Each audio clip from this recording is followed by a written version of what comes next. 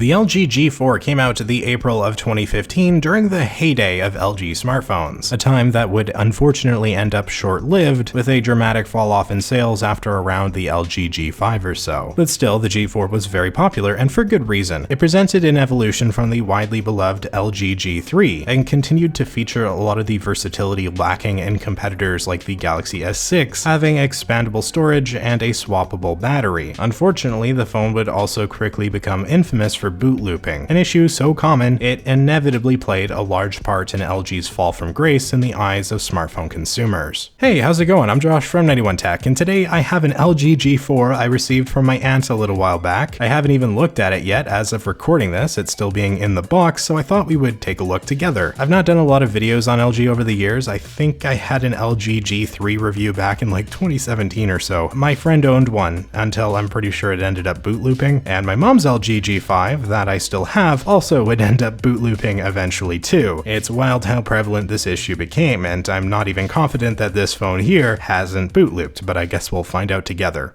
Firstly, we get to look at this pretty simple box and some features on the bottom hinting at the device within. We've got a 5.5-inch IPS quantum display, Quad HD. I had to look up exactly what is entailed with a quantum display, and the Wikipedia page is pretty brutal, honestly. Let me quote it directly. The G4 features a 5.5-inch 1440p quantum IPS display, which LG states would provide better contrast, color accuracy, and energy efficiency over another display that LG did not explicitly specify. So in other words, this is a meaningless marketing buzz term that got thrown to hopefully drum up better sales. I guess we'll find out if the quantum display lives up to the name. 1440p in 2015 though I think is pretty good, so I'm sure it's decent enough of a screen. We've also apparently got an 8-megapixel selfie camera and a 16-megapixel rear camera, as well as a color spectrum sensor. What the heck is a color spectrum sensor? Well, apparently it's an extra sensor below the flash that tries to optimize the white balance as well as the flash coloring to produce a more natural image. Who knows if it's actually any good, but it seems like an odd thing to market to me personally. Probably not a good sign for the phone itself, but hey, we'll see. We've also got a sticker on the side of the box saying this was not only made in Korea, but also manufactured in 2017, so a couple years after it came out. Also, side note, I do appreciate the not so subtle curvature of the box with the white curving over the red bottom, similar to how the phone itself is shaped. I like little touches like that, and it actually makes the box a bit easier to open as well, avoiding the smartphone box jiggle that I've done far too many times over the years to open one of these things up. But let's crack this thing open for real, shall we? Lifting up the top, there's the paperwork. This is nothing like a proper unboxing, but we do have the G4 itself right here. It's definitely used. You can tell by the wear on the rear casing, although it still looks like there's plastic on the buttons, which is kind of funny. I guess my aunt, or this might have been my uncle's phone actually, whoever it was, they never peeled it off. The leather back cover here was apparently one of several options, with a good few of them being leather. I think this is genuine leather as well. It's just like a very thin layer of leather over the plastic cover. I do find this seam down the middle kind of an odd choice. Feels a bit like I'm holding a part of a couch or something, if that makes sense. I'd say it'd be uncomfortable in the hand, but it's not actually that annoying. Mind you, it is something Apple would have never done, and I think I prefer the feel of my dad's old Galaxy Note 4, which I believe had a pleather backing. It was more plush, whereas this leather here is so thinly layered, likely to reduce both cost, weight, and the general bulk. It's fine, but it's not exactly comfy. The phone also has this curvature to it, which fits fairly naturally in the hand, and it's something we don't really see anymore on most flagship smartphones. It's easy to forget, this was a genuine flagship a decade ago, competing directly with the likes of the Galaxy series and iPhone. I'd be annoyed by the plastic and sort of cheap feel here, but one advantage of this type of phone a lot of people did appreciate back in the day was that, yes indeed, we can pull off the back cover with relative ease, thus revealing the swappable battery. Bit of a breath of fresh air to be able to do this, honestly. We could just pull out the battery, no problem, and we could put in a micro SD card slot there too if we wanted to. But there are some downsides to this sort of form factor, such as not just the plastic build, which is not exactly premium, but also there's a lack of water resistance, even if it wasn't super commonplace to have that in 2015. On the bottom of the phone here, we've got the headphone jack, may it rest in peace, as well as the very antiquated micro USB. Flipping the phone to the front, we're met with this kind of rounded shape on the top and bottom, though the display itself is a normal rectangle as you would expect, with the LG logo on the bottom bezel. In classic LG fashion, you do have the power button on the back in the middle, as well as apparently the volume up and down surrounding it. That's an interesting choice, as is the lack of fingerprint sensor. There are actually 0 buttons along the side of the phone whatsoever, which I'm not a big fan of personally, but it did help give LG some semblance of an identity back in what was essentially the Wild West of Android smartphones in the early to mid 2010s. The centered camera there has a very slight bump to it, though since the phone is curved, it's not like it sits flat anyways, making this no doubt very annoying to use on your desk, I would imagine. If you tried touching this thing, it would just rock back and forth because it's curved. Okay, enough of looking at the device. Let's see if we can turn this thing on after I charge it up, since it is most definitely dead. Hopefully, fingers crossed, the battery isn't toast and the phone doesn't boot loop. And plugging it in via micro USB, sure enough, the phone seems to have a semblance of life. We get a battery icon at least. That's a good sign, right? I'm gonna leave this for a while and we'll see if this device boots up and we can take a look at it.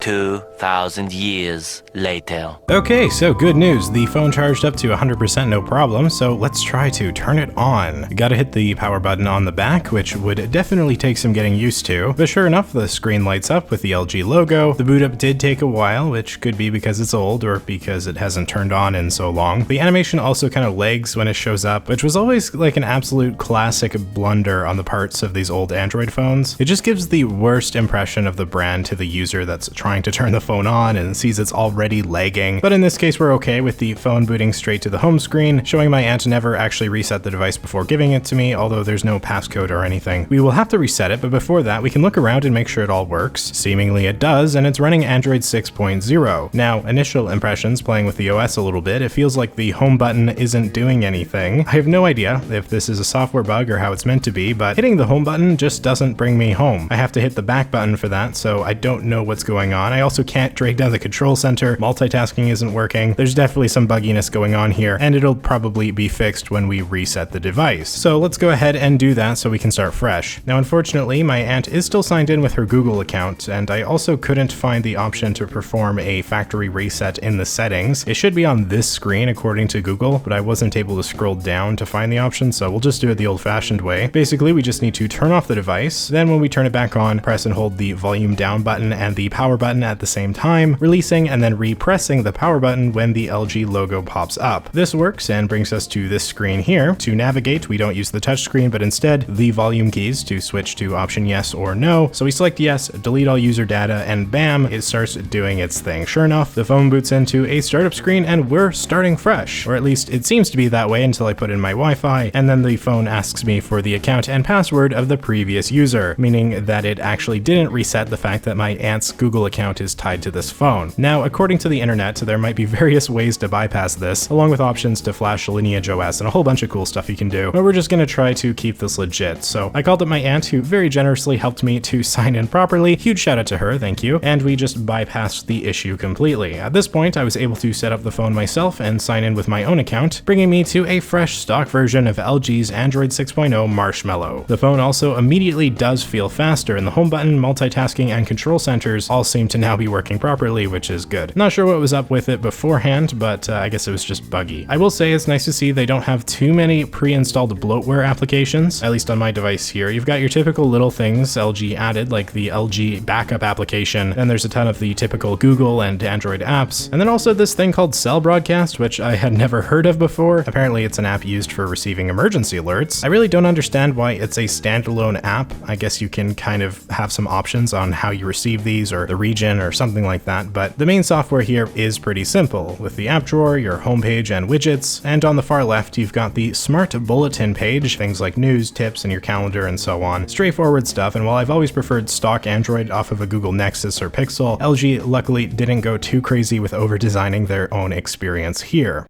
And let's discuss this display. It's actually really nice, and while I would rank it below Samsung's OLED panel on the Galaxy S6, it still manages to impress. It is of course that quantum IPS LCD 1440p, and it's both sharp and vibrant at a solid size of 5.5 inches, just like the LG G3 from the year prior. Androids often had set themselves apart from iPhones, in particular by having very vivid colors and sharp displays, and this phone is no exception to that. It looks really good, and it does get quite bright as well. Now, weirdly, there's another version of the LG G4, but not the LG G4 Plus or the G4 Ultra or whatever. No, we're talking about the LG G4 Stylus. Yeah, that's the actual name. You might assume it wasn't really any different except it had a stylus, but you would be wrong. The G4 Stylus has a slightly larger display at 5.7 inches, but the resolution was a paltry 720p, which is wild to me. And the weirdness doesn't end here either though, because there are actually far more differing models of the LG G4 for whatever reason. We're talking about the normal G4, the the G4C, aka the LG Magna, the aforementioned G4 Stylus, also known as the LG G Stylo. Then there's also the LG G4 Beat, and finally the LG G4 Vigor. I'm not going to bother going into the differences because the one everyone remembers is ultimately the normal LG G4, but it is fairly weird and confusing. I don't know why they couldn't stick with one flagship. Sometimes manufacturers will go with region-specific models and things, which I understand, but it does tend to muddy the waters looking back. Spec-wise, the LG G4 is pretty straightforward, with the standard stuff you would expect from 2015. We're talking the Qualcomm Snapdragon 808 chipset, 3GB of RAM, and 32 gigs of internal storage, as well as up to 2 terabytes via microSD card. Just imagine the powerhouse device that would be the LG G4 running Android Marshmallow with 2 terabytes of storage. Now, some of you might think that it would be even better were I to update the phone to Android 7 Nougat, and I probably would do that, but apparently I'm using the latest software version according to the phone itself. This is the LG-H812, which is one of the models that LG never bothered to push Android 7 to for some reason, despite it coming to some other G4 models. Very weird choice, and I'm gonna be honest here, this just seems lazy on LG's part. Like, pathetically lazy. And maybe that's harsh, but there's absolutely zero excuse for giving only one major software update to a phone, especially when you're already giving the next update to other variations of the exact same phone. Why? Now, that being said, there are a ton of things you can do with unlocking the bootloader and going to even custom firmwares to get further support, but with only 3GB of RAM and such an antiquated processor, it's tough to imagine this device performing well for anything more than light tasks. It is what it is, but I'd have been very disappointed if I was a user back in the day stuck on Android 6 forever purely because LG felt lazy.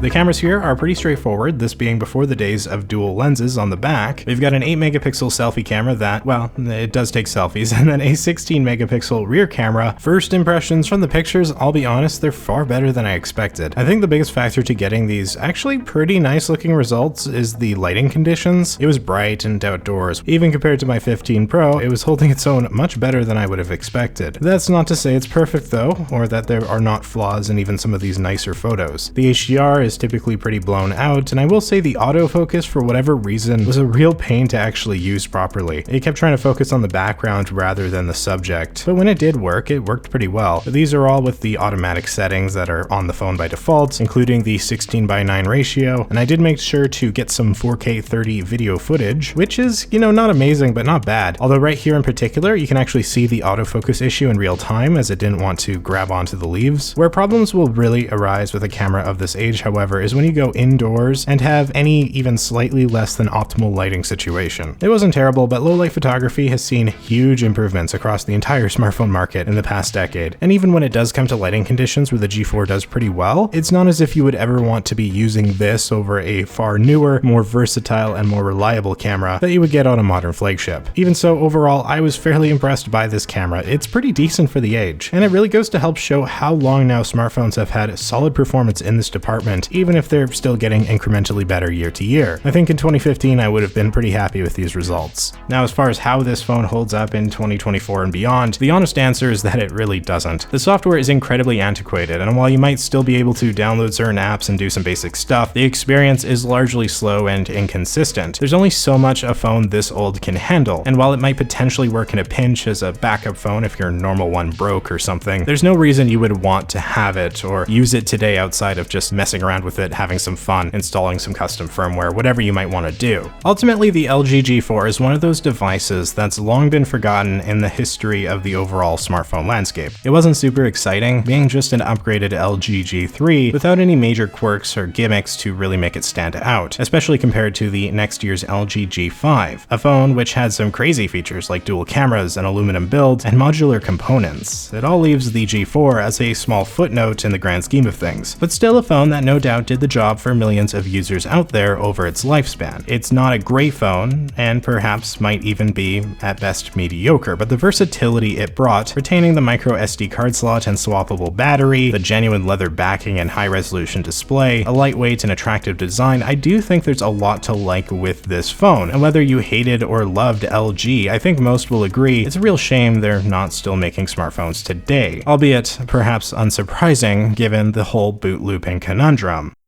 I did want to give some brief credence to this issue because while it thankfully hasn't affected this phone in particular, it's still absurdly common across far too many LG smartphones, with the G4 being the most renowned and infamous for it. It wasn't a software issue, but in fact a hardware one, with LG stating it had to do with a loose contact between components. And as much as I want to like this device and leave off with like a positive, nostalgic view of the phone, there's no real excusing this sort of incompetence, especially since it spanned across so many devices, including the likes of the Nexus 5X, the LG V10 and V20, the G3, the G5. It's one thing when a company like Apple puts out a phone that is a bit too fragile and prone to bending, but it's a whole nother thing when a phone essentially self-destructs and becomes completely inoperable. Maybe it's not exploding physically, unlike the Note 7, but once one of these things boot loop, there's a very good chance you'll just never end up fixing it. Tutorials on YouTube and the like of course exist to help, but most users are not savvy enough to go through that process, meaning they'd potentially lose a ton of data and just have to get a new phone outright. Boot looping was also one of those issues that are never immediately obvious. It may never happen at all, or it could happen years after you bought the phone and it was well out of warranty. Then you add in the fact that LG knew about the issue but continued to sell the same phone with the same problem in various regions for years. There's very little excuse for that sort of willful negligence. While I do wish LG still made smartphones because I appreciate having more choice and competition within the industry, they sullied their reputation and in many ways fully deserved the fate they've suffered. Perhaps one day they'll make a comeback, who knows? But for now, we can at least look back at these phones, both for the good and the bad that they brought to the table. And with that, I think I'm right about done here. The LG G4 has been a fun little phone to look at and a nice trip down memory lane. I'd love to hear from all of you, especially if any of you had an LG G4 or a similar phone back in the day. Did you ever have boot looping, or was your experience pretty good? Make sure you let us all know in the comments down below. If you found this video interesting, please hit that like button and consider subscribing for more content just like this. Huge shout out to the channel members for being just amazing people.